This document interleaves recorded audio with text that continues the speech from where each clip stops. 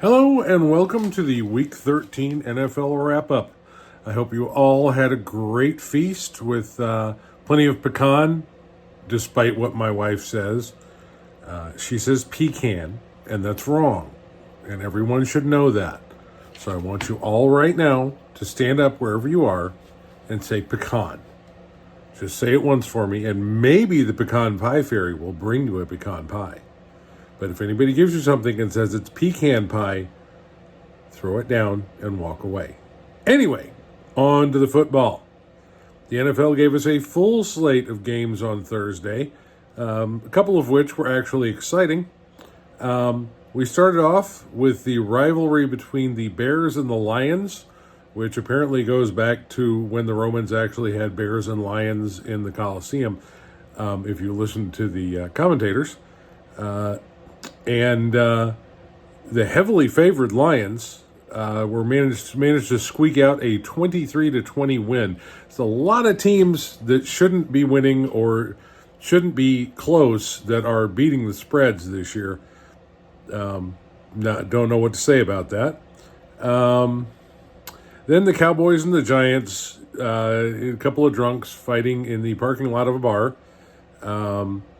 The home team, the Cowboys, staggered to a 27-20 win. Let's see, the night game, the Packers and the Dolphins. Packers won 30-17 in a fairly artful and really interestingly called game. It was football at some of its best. Friday, we had the Chiefs and the Raiders. Now, if you look at their records and if you look at just the way the Raiders have been playing overall, you would think, oh, this is going to be a blowout. But then again, you've thought that about a lot of the Chiefs' games this season. I mean, look at the Panthers. The Panthers almost beat them. And the Panthers don't beat many people. And so we had a, let's see, 19-17 final on that one.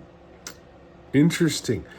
The Chiefs are right now the weakest one-loss team in NFL history, I do believe. I don't. If they keep playing the way they are, it's going to be interesting to see how far they get in the playoffs. They may not make it to the AFC Championship to get beaten by the Bills again. Well, again, it was a wish. Let's see. Moving on to Sunday, the Texans beat Jacksonville by 3 in a game that wasn't so interesting for the score as for what the Texans' outside linebacker Azeez Al-Shaimi did to Trevor Lawrence, the promising Jacksonville quarterback. Good-looking kid. He's out for an undetermined amount of time now after the Texans player delivered a brutal shot to Lawrence after he had already slid and was on the ground. Then a brawl broke out, and the outside linebacker decided to take part in that too. So he is suspended for 3 games without pay, which to these players that means a good bit.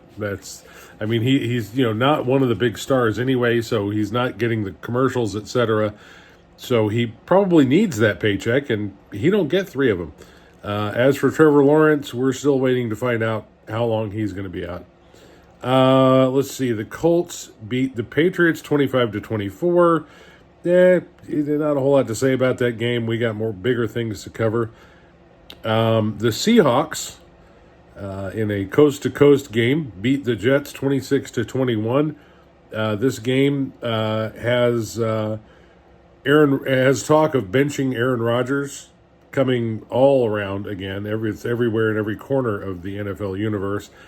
And Rodgers is openly saying that he wants to play for somebody else next year. Aaron, okay, this is me to you, buddy. Just retire. Just don't go play for some other team, because somebody will pick you up. Somebody will pick you up just to have the name Aaron Rodgers. And you're just going to continue to sully your legacy. Don't be a Favre. Don't do it. Just retire. and go find all the really good weed that you want to find.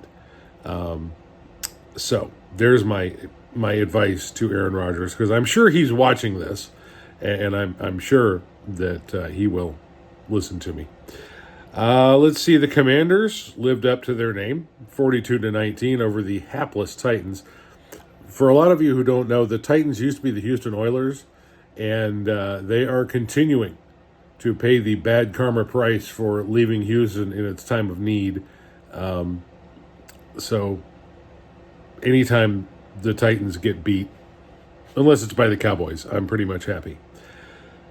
Let's see. The Steelers dropped the curtain on the Bengals. Hear that? That's a nice wordplay. 44-38. Steelers are in this. I mean, they're going to be there when playoff time comes, and anybody that fails to pay proper attention to them is going to pay the price. The Vikings are staying relevant in the NFC North. They squeezed out a 23-22 win over the Cardinals. Let's see. The Rams held, let's see. All right, we're going to move on past that.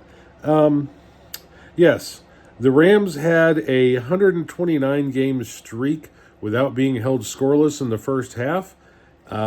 They got 4 yards in the first quarter and still managed to get over the Saints 21-14.